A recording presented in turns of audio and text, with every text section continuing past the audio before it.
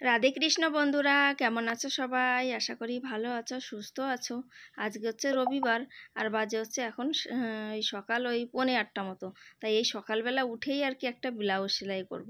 তা চলো আজকে আমি কিভাবে ব্লাউজটা সেলাই করি সেটা তোমাদের সঙ্গে শেয়ার করি। আশা করি ভিডিওটা দেখো, তোমাদের ভালো লাগবে। আমি একা একাই শিখেছি, কারোর থেকে কিন্তু ব্লাউজ সেলাই করা শিখিনি। তাই যে প্রথমে আমি হস্তর আর মানে ব্লাউজের কাপড়টা কেটে এরকম মানে জোড়ে নিয়েছি। এই যে পাশে পাশে সেলাই করে, এই যে কালকে সেলাই করে রেখে দিয়েছিলাম, তা আজকে পুরো ব্লাউজটা সেলাই করব। এর কাপড়টা তো অনেকটাই পাতলা হয়, আর রাজস্থানে কিন্তু এরকম পাতলা পাতলা কাপড়ই পাওয়া যায়। আর তার ব্লাউজ পিসটাও কিন্তু প্রচুর পাতলা আসে। তা হস্তর না হলে হয় না, আর এমনি হস্তর দিয়ে সেলাই করলে ভালো হয়। তা প্রথমেই হচ্ছে পেছনের গলাটা বানিয়ে নেব, পেছনের পিঠ মানে পাশটা আর কি প্রথমে আর কি করে নেব। তাই যে গলাটা একেবারে কেটে দিলাম, একটা কাপড় জড়িয়ে নিয়েছি। আমি বক্রম দিলাম না, বক্রম ছাড়াই আমার গলাটা বেশ ভালো হয়। তার জন্য আমি আর বক্রম ইউজ করি না, যারা নতুন তারা হয়তো করে।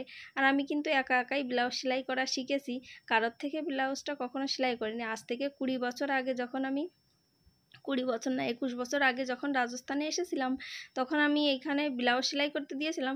ওই সময় তো মানে বেশি একটা মানে সবাই শাড়িই পরতো, আমি নাইটি বাগার এত কিছু পরতাম না, চুড়িদারও পরতাম না, বেশি শাড়িই পরতাম। তো ওই সময় ব্লাউজের দরকার থাকতো, আর এখানে তো পিছলে শাড়ি সবই জানো তোমরা, তাই ব্লাউজগুলো তার সাথে বানিয়ে নিতে হতো। তা আমি যাকেই দিতাম বানাতে, মানে সে আর আর কি মানে এমনভাবে ব্লাউজ বানিয়ে দিত, সে মানে হতো না, ভালো লাগতো না। তাই আর কি, তার জন্য আমি একা একাই একটুখানি চেষ্টা করলাম। তবে অনেকটা কাপড় নষ্ট করে ফেলেছি, নষ্ট করে করে ধীরে ধীরে যাই হোক টুকটাক সেলাই আমি নিজেরটা করতাম, তারপরে ধীরে ধীরে অন্য লোকেরটাও করতাম।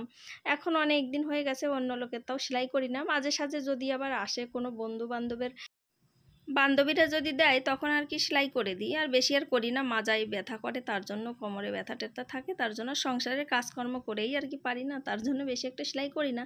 তা এই 2-4 দিন আগে কয়টা শাড়ি নিয়ে এসেছিলাম, তা সেইটার আর কি ব্লাউজটা মানে বাকি রয়েছে সেলাই করতে, তা তোমাদেরকে বললাম তো। এর মধ্যে আবার ফোন এসে গেছিলো একজনের, তার জন্য আবার কি বলছিলাম ভুলেই গেছি।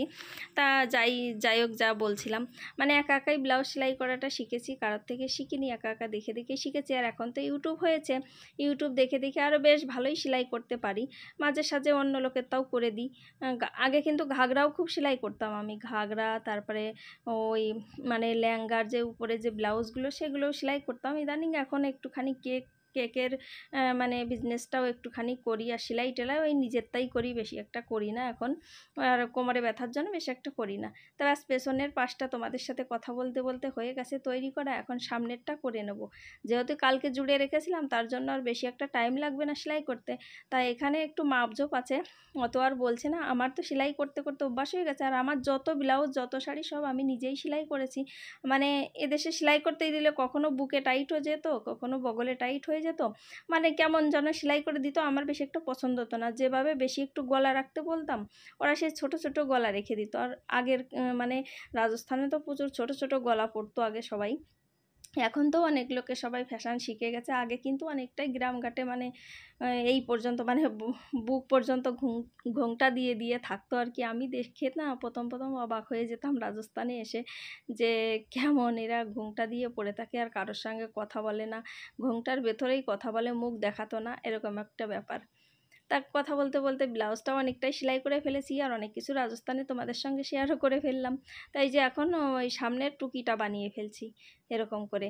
আর আমার না কলকাতার ওই মানে টুকিওয়ালা ব্লাউজটা বেশি একটা পছন্দ হয় না, তার জন্য আমি এইখানকার সিম্পল ব্লাউজগুলোই সেলাই করি, এইটাই আমার বেশ ভালো লাগে। আর প্রিন্সেস কাট ব্লাউজও অনেকটাই 2-4টে সেলাই করেছি আগে, সেটাও রয়েছে। তার জন্য ভাবছি প্লেন এগুলো বাড়ি পরার জন্য শাড়িটা নিয়ে এসেছি, তা ভাবছি এরকমই করে নিই। তাই যে নিচের পাটটাও এই যে জুড়ে দিলাম কথা বলতে বলতে। আর তোমরা শুধু দেখো আমি কিভাবে ব্লাউজটা সেলাই করি, একদম ইজি, তোমরা যদি দেখো একবার হয়তো পেরেও যেতে পারো। তো এখন এই যে পট্টাটা বানিয়ে নিচ্ছি, উপরটি এরকম করেই আমি আর কি ব্লাউজটা সেলাই করে। আর এইটাই আমার জলদি জলদি আসা নয়, আর এই কাপড়গুলো ভীষণ পাতলা তো, তার জন্য মানে সেলাই করতে একটু অসুবিধাই হয়। একটু মোটা মোটা কলকাতার যে কাপড়ে মানে শাড়ির ব্লাউজগুলো আসে সেগুলো কিন্তু অনেকটাই মোটা মোটা আসে, আর এখানে একদম মানে শাড়ি যেরকম পাতলা ব্লাউজ পিসটাও কিন্তু ওই রকম পাতলাই আসে।